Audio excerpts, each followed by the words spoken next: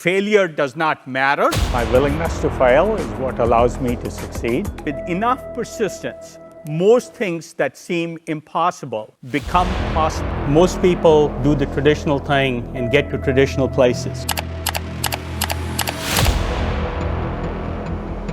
आज मैं एक ऐसे Indian American entrepreneur and venture capitalist का बात करने वाला हूँ जिसे बेशक इंडिया में ज्यादा लोग नहीं जानते होंगे, लेकिन ये entrepreneur and venture capitalist Silicon Valley का the most influential, the most successful and famous venture capitalist में से एक है। एंड आज की इस वीडियो में हम उन्हीं की स्टोरी देखने वाले हैं।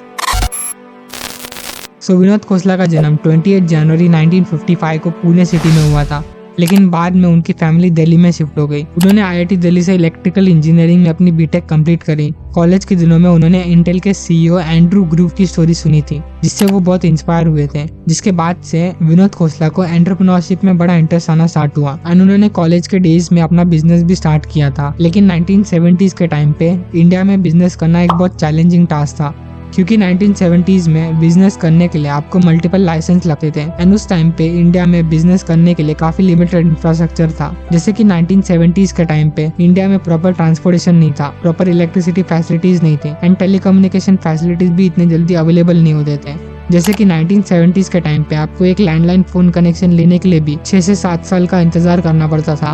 इन्हीं सारे रीजंस के कारण इंडिया में बिजनेस करना काफी डिफिकल्ट था एंड इसलिए विनोद खोसला ने यूएस जाने का डिसाइड किया। यूएस से जाने के लिए विनोद खोसला को 100% स्कॉलरशिप मिली फ्रॉम कार्नेगी मेलॉन यूनिवर्सिटी, जिसके बाद वो यूएस से शिफ्ट हो गए। 1978 में उन्होंने कार्नेगी मेलॉन यूनिवर्सिटी से अपनी बायोमेडिकल इंजीनियरिंग की डिग्री कंप्लीट करी, जिसके बाद वो सिलिकॉन वैली शिफ्ट हो गए उस टाइम के बूमिंग टेक इंडस्ट्री में अपना करियर बनाने के लिए। 1980s में उन्होंने Stanford graduate school of business से अपनी एमबीए पूरे की। सिलिकॉन वैली में उन्होंने कई सारे टेक कंपनीज में काम किया। इन सारे कंपनीज में काम करते वक्त विनोद खोसला ने टेक इंडस्ट्री में कई सारे अच्छे दोस्त बना लिए थे, जिन्होंने आगे जाकर कई सारे कंपनी स्टार्ट किए, जिसमें विनोद खोसला भी थे एज अ को फाउंडर। जैसे कि 1981 में विनोद खोसला के friends Aryeh Finegold and David Stamm ने मिलकर डेजी सिस्टम कॉर्पोरेशन ये कंपनी स्टार्ट की, जो कि एक इलेक्ट्रॉनिक डिजाइन ऑटोमेशन कंपनी थी। 1986 में डेजी सिस्टम्स को इंटेल ने $500 मिलियन में एक्वायर कर लिया, जिससे विनोद खोसला ने अपना पहले $1 मिलियन कमाए। 1981 के अराउंड ही विनोद खोसला और उनके फ्रेंड स्कॉट मैकेली ने डेटाटम नाम की एक कंपनी स्टार्ट करी,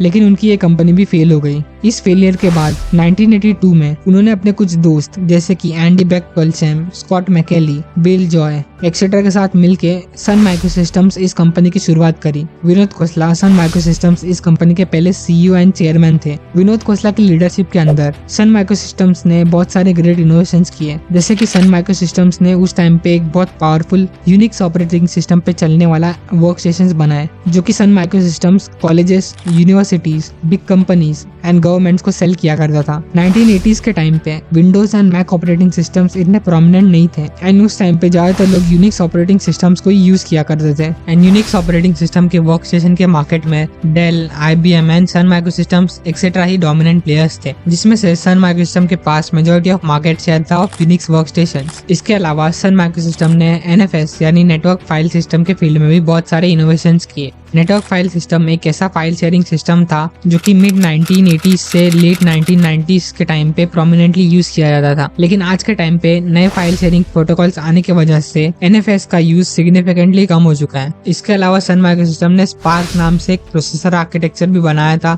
जो कि उस टाइम पे कई सारे सर्वर्स एंड सुपर कंप्यूटर्स में भी यूज किया जाता था। इसके अलावा सन माइक्रोसिस्टम ने the most iconic Java programming language बनाया। इसके अलावा सन माइक्रोसिस्टम ने वर्चुअल बॉक्स नाम से एक वर्चुअल ऑपरेटिंग सिस्टम भी बनाया था, जिसमें आप एक ही कंप्यूटर पे मल्टीपल ऑपरेटिंग सिस्टम्स रन कर सकते थे। इसके अलावा .com एरा में सन माइक्रोसिस्टम दुनिया का one of the largest company था, $200 बिलियन के मार्केट कैप के साथ। लेकिन .com बबल क्रैश होने के बाद सन माइक्रोसिस्टम का वैल्यूएशन काफी गिर गया था एंड 2008 के बाद सन माइक्रोसिस्टम का मार्केट कैप $7 बिलियन तक गिर गया था। 2010 में लैरी एलिसन की कंपनी ओरेकल ने सन माइक्रोसिस्टम्स को $7.4 बिलियन में एक्वायर कर लिया। सन माइक्रोसिस्टम्स में 4 साल एज सीईओ काम करने के बाद विनोद खोसला ने 1986 में सन माइक्रोसिस्टम इस कंपनी को लीव कर दिया।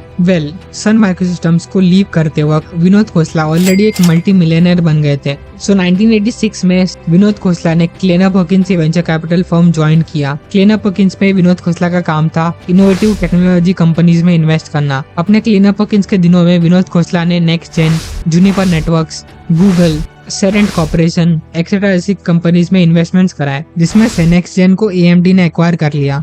एंड जूनिपर नेटवर्क्स आज के टाइम पे एक सक्सेसफुल कंपनी है। इसके अलावा सेरेंट कॉर्पोरेशन को सिस्को ने एक्वायर किया एंड गूगल आगे जाके दुनिया की लार्जेस्ट कंपनी बनी। अब विनोद खोसला के इन्हीं सारे सक्सेसफुल इन्वेस्टमेंट्स के कारण विनोद खोसला का नाम सिलिकॉन वैली के one of the most successful venture capitalist में आ चुका था।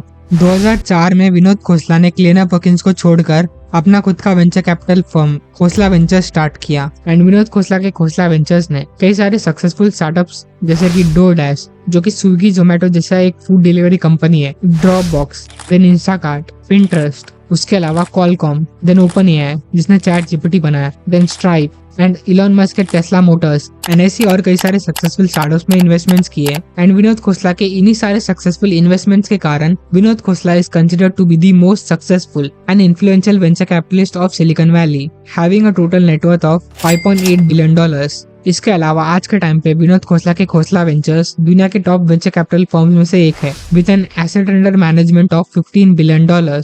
सो आज के इस वीडियो में बस इतना ही। ऐसी और इन्फॉर्मेटिव वीडियोस देखने के लिए इस चैनल को सब्सक्राइब कर देना। Thanks for watching.